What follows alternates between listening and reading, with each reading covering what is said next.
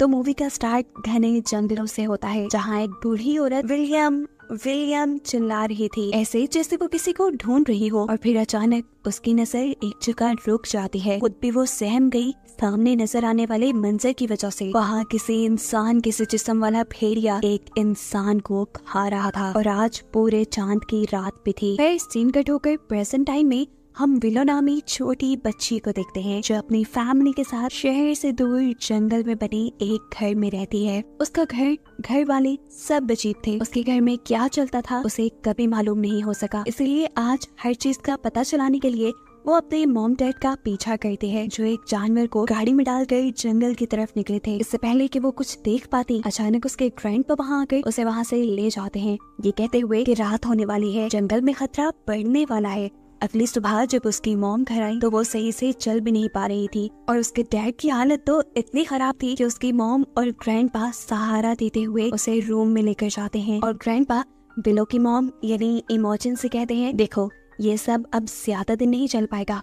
उनकी बातें विलो को और सोच में डाल गई थी कि आखिर उनके घर में होता क्या है। उसी रात में उसे अपने डैड के रूम से चिल्लाने की आवाजें भी सुनाई देती हैं, जैसे वो दर्द में हो। विलो जब उन्हें चेक करने गई तो एकदम से भयानक रूप में आकर उसके डैड ने उसी के ऊपर हमला कर दिया, और तभी उसकी आंख खुल गई। मतलब ये उसका बुरा ख्वाब था। सुबह होने पर उसने देखा कि इमोजिन उसके डैड का कोट धो रही थी, जो तकरीबन पूरा ही खून से लथपथ था। अब उससे रहा नहीं किया, उसने हिम्मत की और जाकर अपनी मॉम से पूछ लिया, मॉम यहाँ चल क्या रहा है।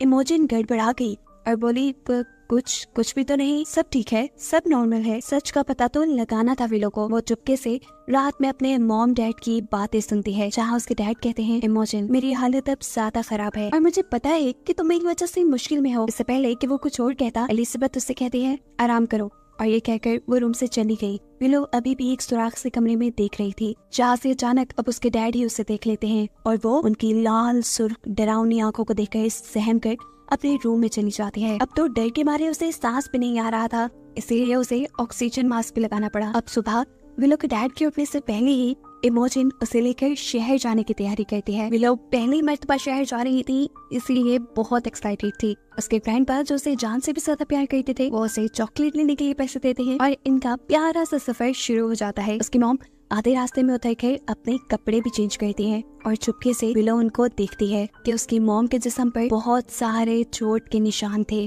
खैर यहाँ उसकी मॉम ने उसे सख्ती से मना किया कि तुम मेरे कपड़े चेंज करने वाली बात घर जाके किसी को मत बताना, और सुनो आज मैं तुम्हें कार चलाना सिखाती हूँ। विलो की तो एक्साइटमेंट डबल हो गई थी। ये लोग शहर जाकर अपना काम करते हैं, विलो के लिए इमोजिन थोड़ी शॉपिंग करती है, और ये लोग घर आ जाते हैं, जहाँ आते ही इनका सामना विलो के डैड से होने पर ये दोनों ही सहम गई। और जब उसने देखा कि इमोजिन ने विलो को शॉपिंग भी करवाई है, तो वो मानो पागल ही हो गया। अपनी ही बेटी से उसका ड्रेस छीन लेता है वो, और उसे अजीब तरीके से सूंघने लगा। फिर दोनों के गले में जबरदस्ती हाथ डालते हुए वो उन्हें घर के अंदर ले गया, और कान में उसने बोला, देखो मैं तुम दोनों से बहुत प्यार करता हूँ, कभी छोड़ के ना जाना मुझे। ये रिक्वेस्ट कम धमकी ज्यादा लग रही थी। खैर अब कई दिन गुजर जाते हैं और दिखाया जाता है कि आज पूरे चांद की रात है। रात होने से पहले ही इमोजिन अपने गाड़ी के अंदर एक जानवर पैक करती है और विलो के डैड को लेकर जंगल के लिए निकल जाती है। वो कहाँ जाते थे, आज रात वो क्या करते थे, विलो भी जानना चाहती थी। विलो भी उनका पीछा करने का फैसला करती है। वो देखती है कि इमोजिन उसके डैड को लेकर एक गार के अंदर चली गई, जहाँ जाकर उन्होंने उसके डैड को जंजीरों से बांध दिया। इसके बाद इमोजिन जो अपने साथ जानवर लेके आई थी, उसे भी उस केव के अंदर छोड़ देती है, और फिर केव के बाहर लगा हुआ एक बड़ा सा लोहे का दरवाजा बंद करके वो अपनी गाड़ी की तरफ बढ़ जाती है। मॉम के हाथ से निकलते ही विलो जल्दी से उस दरवाजे में बने हुए गैप के जरिए उस केव के अंदर चली जाती है, अपने डैड को देखने के लिए कि आखिर उसके डैड को होगा क्या। पता चलता है कि उसे अंदर जाते हुए इमोजिन ने भी देख लिया था। वो चिल्लाती रह गई, विलो अंदर नहीं जाओ, अंदर खतरा है, लेकिन विलो ने एक नहीं सुनी।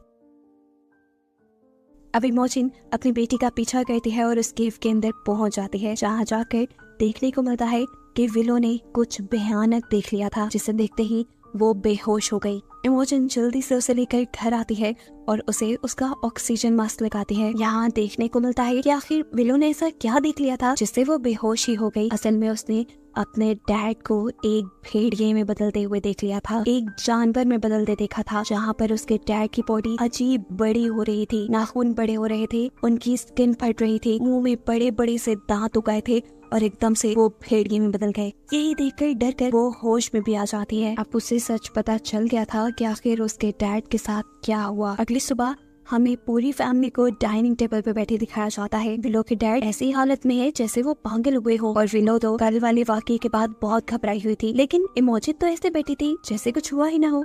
विलो अब घबरा कर यहाँ से उठकर अपने ग्रैंडपा के घर चली जाती है। उसके यहाँ से जाते ही उसके मॉम डैड उसके ग्रैंडपा से लड़ने के लिए आ जाती है कि बाहर निकालो विलो को। उसके ग्रैंडपा समझाते हैं, अरे वो डरी हुई है, उसे रहने दो कुछ दिन मेरे पास। लेकिन ये लोग जब ग्रैंडपा की नहीं सुनते और उनसे लड़ाई करने लगते हैं तो ये विलो से बर्दाश्त नहीं होता और वो चुपचाप अपने ग्रैंडपा के कमरे से निकलकर अपने घर की तरफ बढ़ जाती है। घर आकर भी उसकी दिमागी हालत काफी खराब थी। उसकी मॉम ने उसे जो नए कपड़े दिलवाए थे उसने वो भी फाड़ दिए। रात भी हो चुकी थी। चुपके से विलो की ग्रैंडपा उसके घर आते हैं, उसके कान में कहते हैं, चलो यहाँ पर तुम्हें खतरा है इन दोनों से। विलो भी उनकी बात मानते हुए उनके पीछे आ जाती है, लेकिन इस चीज की खबर पड़ चुकी थी अब विलो के डैड को, जो अपनी गाड़ी लेकर उनका पीछा करते हैं और लड़ते हुए विलो को घर ले आते हैं।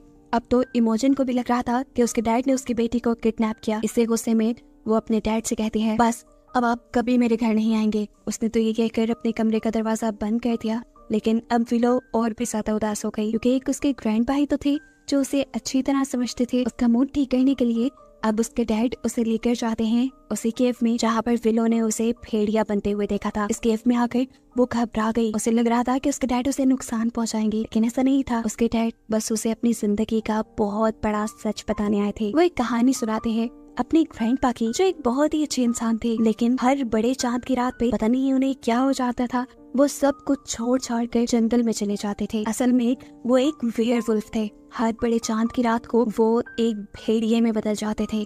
भेड़िया बनकर वो अपनी वाइफ को या अपनी फैमिली को कोई नुकसान न पहुंचा दे, इसलिए वो जंगल में चले जाते थे।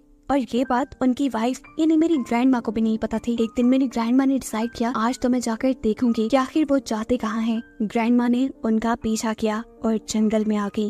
ग्रैंड माँ ने उनका भयानक रूप भी देख लिया और फिर वो बेहोश हो गई। चांदनी रात खत्म होने पर सुबह में जब ग्रैंडपा को होश आया तो उन्होंने देखा कि अपने वुल्फ वाले यानी भेड़िए वाली शक्ल में उन्होंने अपनी वाइफ को ही मार डाला था। और इस चीज से वो बहुत ज्यादा दुखी हुए थे। ये वही सीन था जिसे हमने मूवी के स्टार्ट में देखा कि एक ओल्ड लेडी विलियम विलियम चिल्लाते हुए जंगल की तरफ आई थी। असल में वही उस लड़की की ग्रैंड मॉम थी। सीन्स दोबारा प्रेजेंट में शिफ्ट होते हैं और विलो के डैड उसे बताते हैं कि मैं भी अपने ग्रैंडपा की तरह ही एक वेयरवुल्फ हूँ। ये कहते हुए वो बहुत ज्यादा इमोशनल हो गया था। विलो उसे दुखी नहीं देख पाती और जाकर उसके गले लग जाती है। ये लोग हंसी खुशी घर वापस आते हैं, जहाँ पर इमोजिन यानी विलो की मॉम भी उसे खुश देखकर बहुत खुश थी। इमोजिन भी इनकी मस्ती में इनके साथ मिल जाती है। ये तीनों बेड पर लेट जाती है, जहाँ पर इमोजिन अपने हस्बैंड से कहती है, तुम जब ऐसे होते हो तुम मुझे बहुत अच्छे लगते हो।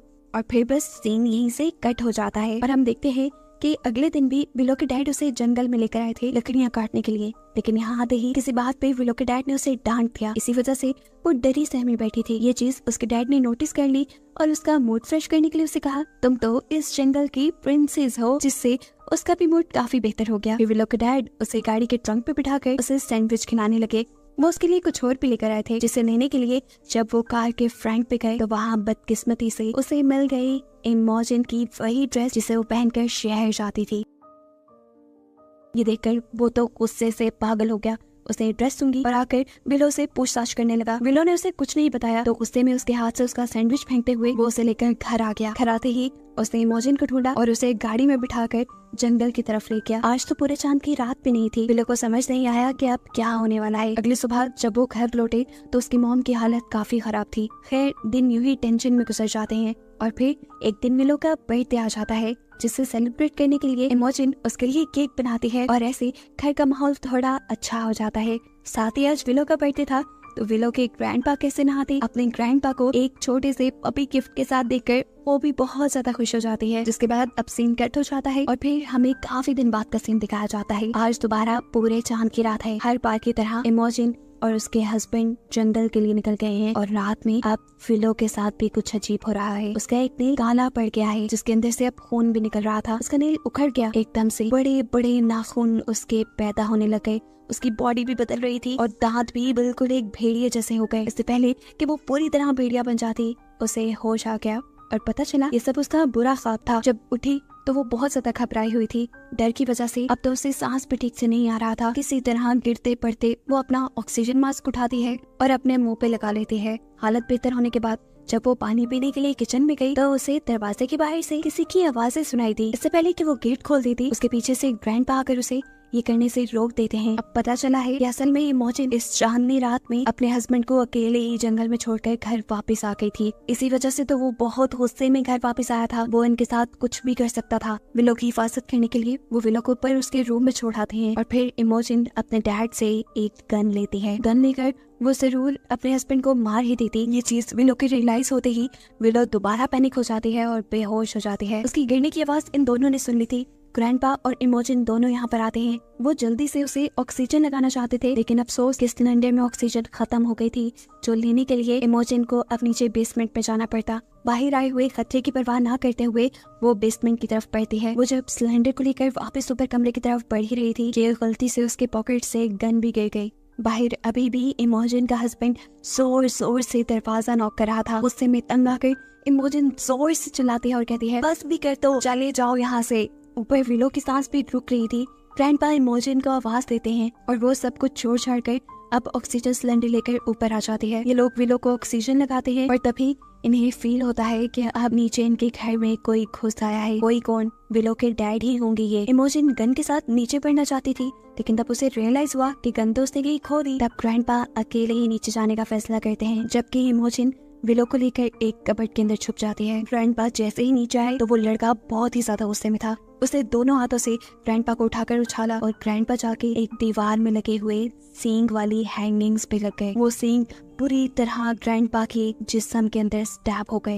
ये करने के बाद अब वो गुस्से में ऊपर गया इमोजिन को ढूंढने के लिए, जो कबर्ड में छुपी हुई थी। विलो को भी ठीक उसी टाइम होश आया। इससे पहले कि वो डर से चिल्ला देती, इमोजिन उसके मुंह पे हाथ रख लेती है। वो बहुत ही ज्यादा डरी हुई थी कि कहीं उसका हस्बैंड उसे देख न ले, लेकिन वो यहाँ पे किसी को ना पाकर इस कमरे से चला गया और मौके का फायदा उठाते हुए ये भी कमरे से निकल गई। अब जल्दी से इमोजिन विलो को गाड़ी में बिठाती है और उसे कहती है, अगर 2 मिनट तक मैं ना आई तो तुम ये गाड़ी लेकर यहाँ से भाग जाना और जब तक सूरज ना उगे तब तक इस गाड़ी को चलाते रहना। मैं तुम्हारे ग्रैंडपा को लेकर आती हूँ।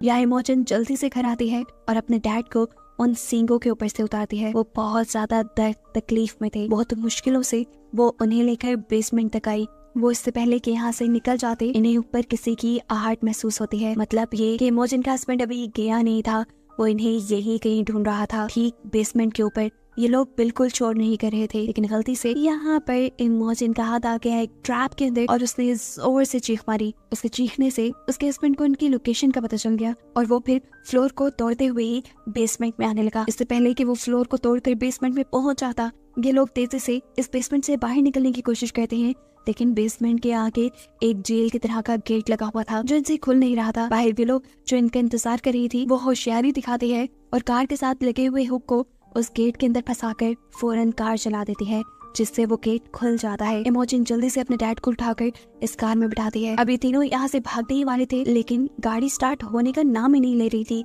तब इमोजिन के डैड यानी ग्रैंडपा नीचे उतरते हैं और इमोजिन से कहते हैं, तुम विलो को लेकर सेफली यहाँ से जाओ, मैं यहाँ सबको संभालता हूँ। तब वक्त नहीं है। ये दोनों अब कार से उतरकर जंगलों की तरफ भागने लगी थी। तभी अचानक किसी ने पीछे से विलो को उठा लिया। ये कोई और नहीं, उसके डैड ही थे जो जंगल में छुपे हुए उनका इंतजार कर रहे थे। वो उसे अपनी केव के अंदर ले गए और इमोजिन घबरा गई कि पता नहीं अब उसकी बेटी के साथ क्या हो जाएगा। इमोजिन चीखते हुए उसके पीछे आती है और अब पहली मर्तबा हम विलो के डैड को एक भेड़िए की शक्ल में देखते हैं। उसकी गोद में विलो थी जो बेहोश हो चुकी थी पैनिक होकर। अपनी बेटी को बचाने के लिए यहाँ पर इमोजिन होशियारी दिखाती है और लड़ने के बजाय प्यार का हथियार इस्तेमाल करती है। वो उस भेड़िए का मुंह पकड़ के कहती है, सुनो, देखो, हम तुम्हारी फैमिली हैं और हम तुमसे बहुत प्यार करते हैं। ये सुनते ही उसे भी जैसे कुछ याद आने लगा था। अपनी फैमिली के साथ बिताए हर अच्छे लम्हे याद आने लगे थे। वो थोड़ा रिलैक्स भी हो गया था, इसलिए उसने विलो को छोड़ भी दिया। विलो अब इनसे दूर हो गई थी। दूर वो अपनी मॉम का इंतजार कर रही थी कि कब वो ये सब कुछ ठीक करके आएंगी। यहाँ उसका हस्बैंड यानी भेड़िया जो पहले अच्छी चीजें याद कर रहा था, अचानक उसे वो बात याद आती है जब ये तीनों बेड पे लेटे हुए थे और इमोजिन ने उसे कहा था कि तुम मुझे ऐसे बहुत अच्छे लगते हो। ये बात सुनते ही इमोजिन के हस्बैंड बहुत ज्यादा गुस्सा हो गया था। उसने इमोजिन को पकड़ा और वो इमोजिन को मारने लगा। उसने पूछा ऐसा होता हूँ का क्या मतलब पिछले सीन में जब हमने देखा था कि सब अच्छा चल रहा था तब भी कुछ अच्छा नहीं था। यही चीज अभी भी उसे याद आ जाती है और इसी चीज का गुस्सा वो इमोजन पे निकालने ही वाला था कि यहाँ विलो के पाँव के जरिए एक लैंप नीचे गिर गया और वहाँ आग लग गई। इस टाइम विलो ने अपने मुंह पे ऑक्सीजन लगाई हुई थी। इस आग को देखकर विलो को अपनी मॉम को बचाने का एक आइडिया आता है। वो अपना ऑक्सीजन मास्क उतारती है और ऑक्सीजन सिलेंडर के जरिए उस आग को भड़काकर उस भेड़िए की तरफ यानी अपने डैड की तरफ कर देती है, जिससे उसके डैड जलकर मर जाते हैं और ये लोग फाइनली इस मुसीबत से बाहर निकलते हैं। इस भेड़िए के मरने के साथ अब इनकी जिंदगी आसान होने वाली थी। मूवी के लास्ट सीन में दिखाया जाता है कि विलो एक भेड़ियों पे लिखी बुक पढ़ रही थी और उसकी मॉम पैकिंग कर रही थी ये घर छोड़ने के लिए। जाने से पहले विलो जब अपना घर देखती है तो उसे बहुत से फ्लैशबैक्स आते हैं अपने डैड के, हर उस वक्त के जब उसने विलो और इमोजन को टॉर्चर किया था और उस आखिरी वक्त का भी जब विलो के डैड विलो और उसकी मॉम को मारने ही वाले थे और अपनी मॉम को बचाने के लिए विलो ने उसे ही जलाकर मार डाला। इस टाइम फ्लैशबैक में देखने को मिलता है कि उसके डैड कोई भेड़िया नहीं थे जो ये सब कर रहा था, वो सिर्फ एक साइको इंसान था जिसे बस अपनी फैमिली को टॉर्चर करने में मजा आता था। इसीलिए विलो की इमेजिनेशन में पूरी मूवी के अंदर हम उसे एक भेड़िए के रूप में देखते रहे। वो अपने डैड को एक भेड़िया ही समझती थी जो असल में एक पागल इंसान था और उससे अब ये लोग छुटकारा पा चुके थे और अपनी नई जिंदगी शुरू करने वाले थे, जिन्हें दिखाते हुए ये कहानी यही खत्म हो जाती है।